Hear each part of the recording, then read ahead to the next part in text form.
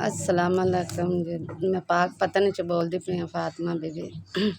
अगे तुसीं जी मेरा मियाँ हार्ट दा मरीज़ है, 5 बच्चे न ते मैं कम करनी 500 दिहाड़ी है, पूरी नहीं पाउंदी। मेरे घरे रोज़ ही कोनी, मेरे 2 दिनां दे बच्चे भुखे बैठे न ते मैं बड़ी मुश्किल बहुत हालात न गुजारा करदी पई जी। मेरे बच्चे मैं कदे किसे गुआढ़ी कोल लै आउनी आं, मेरे बहुत हालात खराब हैं। मैं कदे किसे कोलों लै आउनी कोई शै मांगते, कदे कुछ बड़ा औखा मैं बच्चों दा मुश्किल गुजारा करदी पई। हुण गवाढ़ भी नहीं देंदा ते मेहनत मजदूरी भी कोई नहीं जेह्ड़ी मैं घर ते बच्चों दे मैं पेट पाल लवां।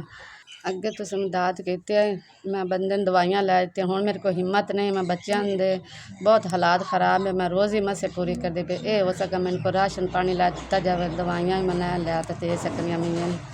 मेरी जवान बेटियां नूं मैं छड्ड ते भी नहीं जा सकनी किते ते कम भी कोई नहीं जेह्ड़े मैं घर ते बच्चों नूं खवा सकां ते आड़ गवाड़ हर रोज़ नहीं कोई देंदा।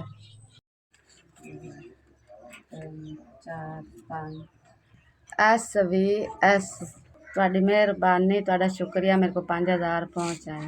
मैं इस 5000 दा मैं आधा घर दा समान राशन पानी दे। अल्लाह पाक तुहानू गणा देवे, अल्लाह तुहानू हज करवावे। अल्लाह पाक तुहाडा बड़ा बड़ा शुक्रिया।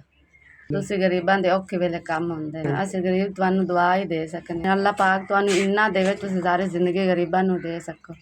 तुसीं गरीबां दे औखे वेले कम आउंदे ने, गरीब तुहाडे तो बड़े खुश होंदे ने। अल्लाह पाक ये कंपनी सारी जिंदगी चलदी रहे, गरीबां दे औखे वेले कम आउंदे। साडी ये दुआ है कंपनी दे मालिक नू अल्लाह पाक सेहत देवे, अल्लाह पाक उन्नू इत्ता देवे जो मैं गरीबां नू दित्ती रखे। SVS तुहाडा शुक्रिया अदा करने, बड़ी मेहरबानी तुहाडी।